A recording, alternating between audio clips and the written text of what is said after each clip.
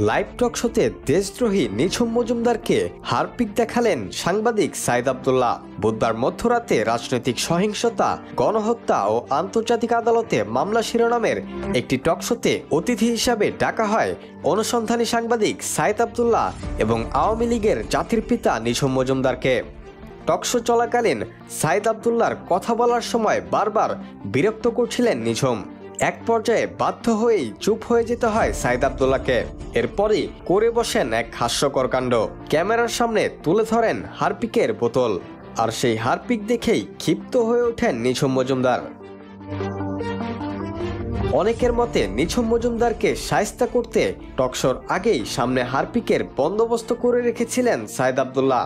সাইদ আব্দুল্লাহ জানিয়েছেন, ব্যক্তিগত ইচ্ছা ছিল না, চ্যানেলটির পক্ষ থেকে বারবার রিকোয়েস্ট করার ভিত্তিতে তিনি টকশোর আমন্ত্রণ গ্রহণ করেছিলেন।